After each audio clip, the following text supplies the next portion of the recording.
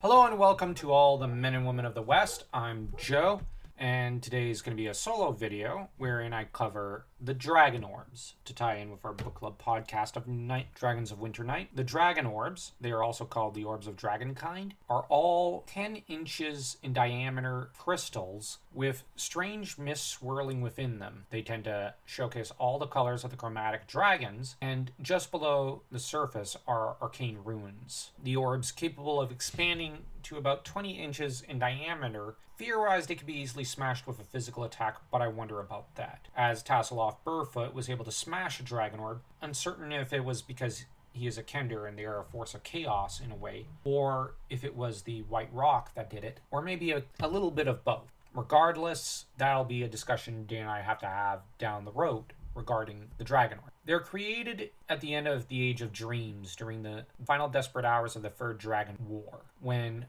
the mages of all three colors, white, red, and black, came together to stop Takesis. They met in the Tower of High Sorcery in Palanthas on a night when all three moons were full, and ended up creating the orbs. The first orb worth mentioning is the Lozarkum orb. The orb that was housed in the Tower of High Sorcery of Lozarkum was apparently possibly destroyed during the Lost Battles with Starian Empire in 19 PC, pre-Cataclysm. And apparently it was notable for having missed either the color of blue or black. If blue, it may have been the dragon orb of the wizard Zabula in the sunken city of Istar, although at this point unknown what became of the blue orb. As to the Daltagoth orb, it might have been either blue or black, and same idea stands here. The Wayreth orb, which was displayed in plain view for many centuries, was apparently forgotten for a long time, but just before the Cataclysm, the wizards asked Fealthas to take it and keep it safe from the King Priest. Kept it for over 3 centuries in Icewall Castle. That said, it was Laurana Kanan who was to slay him and take the orb. First, she took it to southern Urgoth, and then finally to the Knights of Salamnia. The Knights gave it over to Nosh, the gnome, who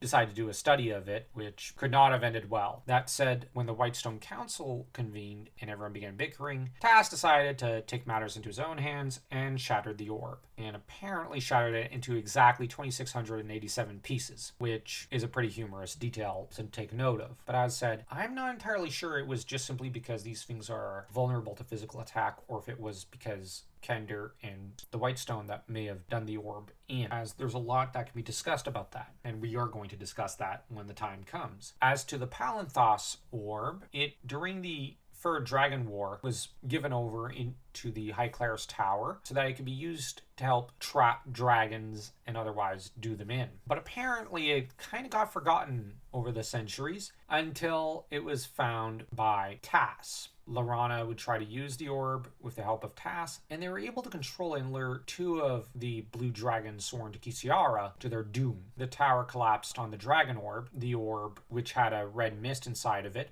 most likely the idea being that this is the red dragon orb for red dragons, is still there under the rubble, which, if so, it would prove my theory that these things are not vulnerable to physical attacks. It was a matter of very particular circumstances regarding the other orb. As to the Istar orb, there was the spirit of a dragon by the name of Viper that was imprisoned into the orb, and it was placed in the Tower of High Sorcery in Istar. The trouble is that Lorak took it and didn't have the will or skill to master this orb, and it proceeded to, for all intents and purposes, destroy Sylvanesti and turn it into a warped nightmare, with Scion Bloodbane watching over the orb because of how the orb had beckoned him to it. And the orb ultimately fell into the hands of Raistlin Magier, and Raistlin would study the orb and try to gain mastery over. And he did succeed. And he was to keep the dragon orb with him all the way until he shattered it against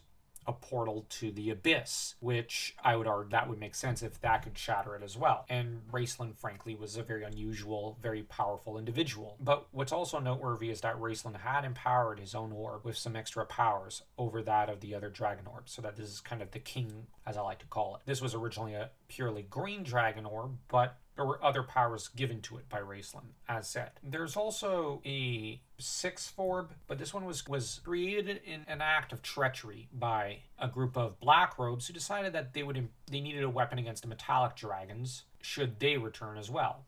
So these black robes were betraying the other two robes. They imprisoned the spirit of a gold dragon named Asamiel into it, and this dragon orb was to be kept in Bastion with the Knight of the Thorn, Theodrad, ticking it up, but he and it were later lost to the Grey, which is another dimension. If you enjoyed this video, do stay tuned for our next one, which will hopefully continue our book club podcast. So don't forget to smash that like and that subscribe button, as though you were Sky trying to take down Sturm Brightblade in the High Claire's Tower.